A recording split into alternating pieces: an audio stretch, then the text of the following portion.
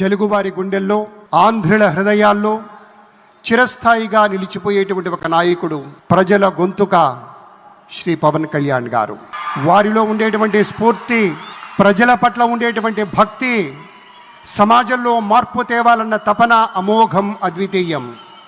అటు సమాజంలో ఒక పవర్ఫుల్ లీడర్, వారి యొక్క సందేశాన్ని విందాం. అమరావతి పునఃప్రారంభం సందర్భంగా 34,000 ఎకరాలు ఇచ్చి 29,000 పైచిలకు రైతులు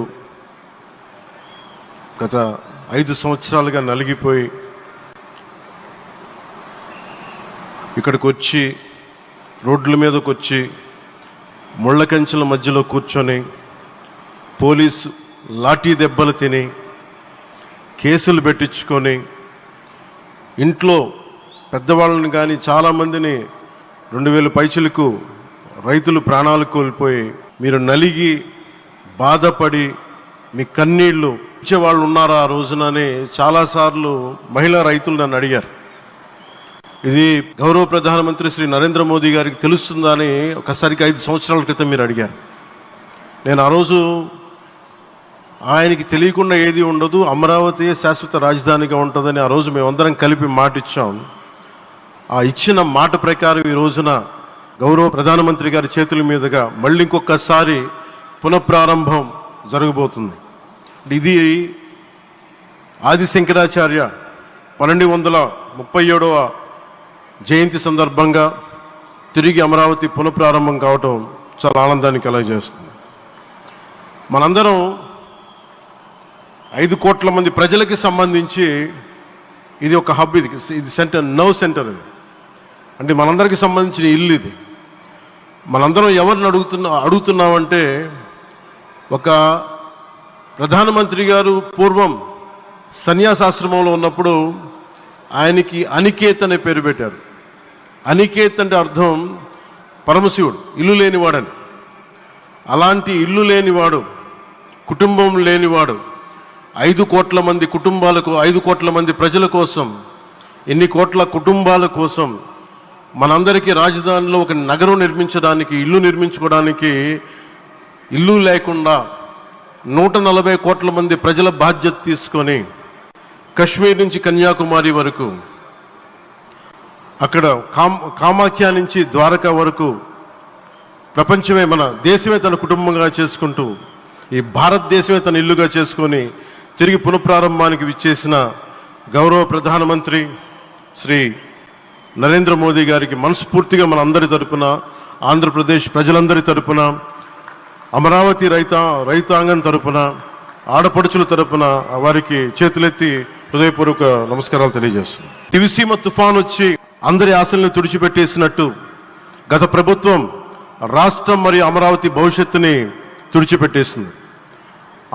అమరావతి అంటే పరదాలు, సెక్షన్ 30, సెక్షన్ 144 మాత్రమే గుర్తుకొచ్చేలా పనిచేశారు.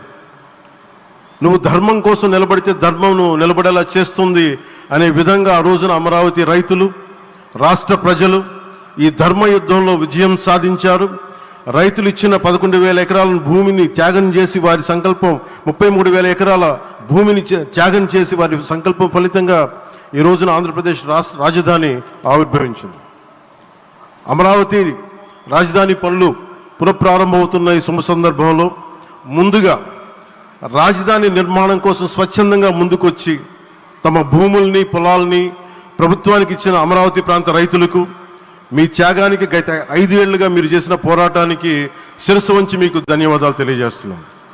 గత 5 ఏళ్లుగా రాజధాని నిర్మాణం నిలిచిపోయి రాజధాని తరలిపోతుందనే సమయంలో రోడ్ల మీదకు వచ్చి 5 కోట్ల ప్రజల తరపున రైతులు, మహిళలు, విద్యార్థులు చేసిన పోరాటం, మీరు పడిన అవమానాలు, మీపై పడిన గాయాలు ప్రతి ఒక్కటి మా మనసులో ఉంది.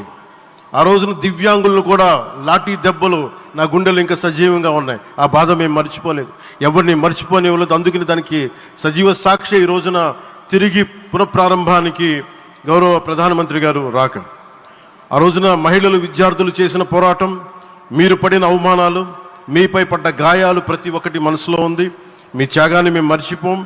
మీరు చేసిన త్యాగానికి జవాబుదారీగా ఉంటాం.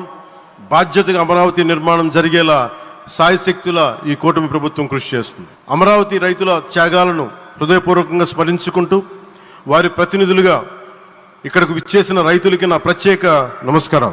ఈ పోరాటంలో వారికి ప్రతినిధులుగా సన్మానం అందుకుంటున్న మహిళా రైతులు పాత్ర, ప్రత్యేకించి అమరావతి మహిళా రైతుల పాత్ర చాలా అభినందనీయం. మీరు ఎంత నలిగారు, మీరు ఎంత రోడ్ల మీదకి వచ్చారు. మగవాళ్ళు ఆపేస్తే ఆడపడుచులు బయటకు వచ్చి తిరిగి పౌరుషం చూపించారు, ఆంధ్ర పౌరుషాన్ని చూపించారు. మీరికి నా ప్రత్యేక అభినందన. వాళ్ళు చూపిన సాహసం, సహనం అందరికీ ప్రేరణగా నిలుస్తాయి. వేదిక మీద ఉన్న నా మంత్రివర్గ సహచరులకి, గౌరవ ప్రధానమంత్రి శ్రీ నరేంద్ర మోదీ గారికి, విజనరీ అయిన గౌరవ ముఖ్యమంత్రి శ్రీ నారా చంద్రబాబు నాయుడు గారికి, సోదరులు లోకేష్ గారికి, గవర్నర్ గారికి ప్రత్యేకించి నా హృదయపూర్వక నమస్కారాలు, ధన్యవాదాలు తెలియజేస్తున్నాను.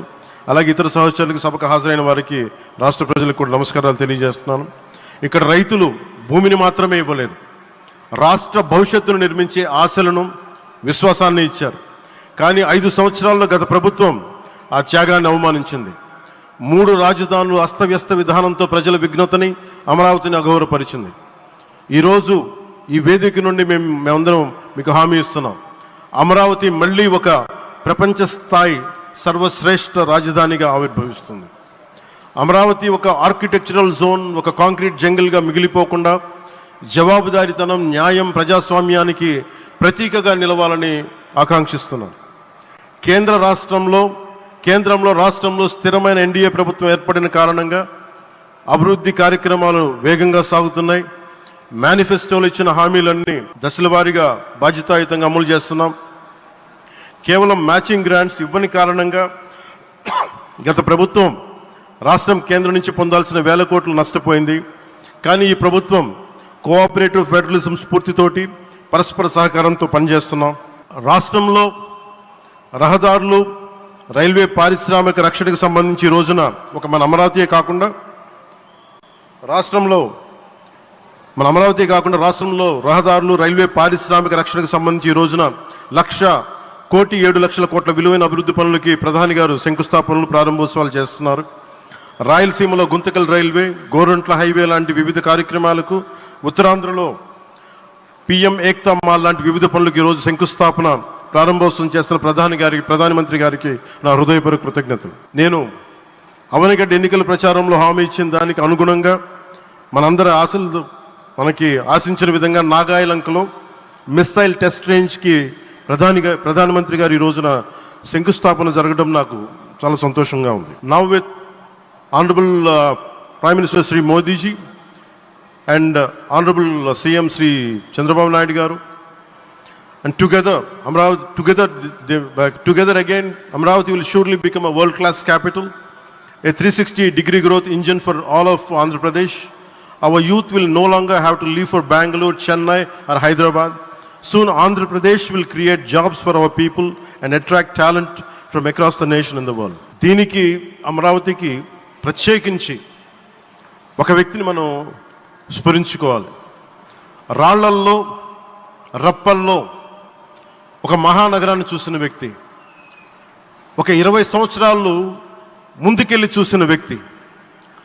అలాంటి నాయకులు మనందరం కోరుకున్నట్టుగా ఆయన వెనంటే ఆయన ఉండాలి, ముఖ్యమంత్రిగా ఉండాలి అని మేము ఆశించిన విధంగా ఆయన ముఖ్యమంత్రి అయ్యారు.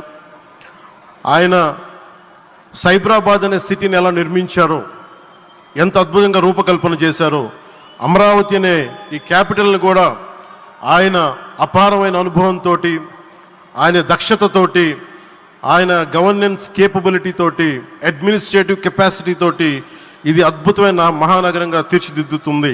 ఇది ఆంధ్రప్రదేశ్కే కాదు, భారతదేశానికి తలమానికంగా అవుతుందని మనస్ఫూర్తిగా నేను ఆశిస్తున్నాను. అలాగే ప్రత్యేకించి ఈ రోజున మనం ప్రధానమంత్రి గారిని చాలా లోతుగా మనం అర్థం చేసుకోవాలి. ఈ రోజున కశ్మీర్లో దాదాపు 28 మందిని చంపేశారు. అలాంటి క్లిష్ట సమయంలో, రాష్ట్రం, దేశం మొత్తం యుద్ధం వైపు వెళ్తున్న సమయంలో, అలాంటి కీలక సమయంలో ప్రధానమంత్రి గారు ఇక్కడికి వచ్చి లోపలంత బరువు, గుండెల్లో బరువు పెట్టుకొని వేదన ఉండి కూడా అమరావతి రైతులు చేసిన త్యాగాలను మర్చిపోకూడదని చెప్పి ఇంత ఇబ్బందుల్లో కూడా ఆయనకు వచ్చినందుకు మనస్ఫూర్తిగా ఒక్కసారి మనందరం ప్రధానమంత్రి గారికి గౌరవ సూచకంగా మనందరం కృతజ్ఞతలు తెలియజేయాలి. The Pahalgam terrorist attack has been one of the darkest days for the entire country. Even the blood was spilled in Kashmir. The blood spilled in Kashmir, it created tremors in the entire nation. And we had seen it personally, witnessed personally, the pain of the victims. For the Honorable PM Modi ji, he is leading the country through these tough times, and he assured all the citizens with stern action against the perpetrators of terrorism. I know this is very sensitive time, and Modi ji is carrying the nation's burden. Amidst this tremendous difficult movement, Modi ji still gave time and came today to Amravati. This shows his deep commitment to Andhra Pradesh, to the people of Andhra Pradesh, and we are deeply grateful to you, sir. May Lord Bhavani, మన కనకదుర్గమ్మ ఆశీస్సులతోటి వారికి బలాన్ని ఇవ్వాలి, శక్తిని ఇవ్వాలి, మనందరం ప్రార్థిద్దాం. May Lord Bhavani Mata give immense strength to our Honorable Prime Minister Modi ji to lead our nation and bless Bharat, Andhra Pradesh and Amravati. Jai Bhavani, Jai Bharat and Jai Hind. మీకు గర్వకారణంగా నిలిచేటువంటి నాయకులు కొంతమంది ఉంటారు. ఆ కోవలోని వారే Shri Pawan sir వీళ్ళంతా.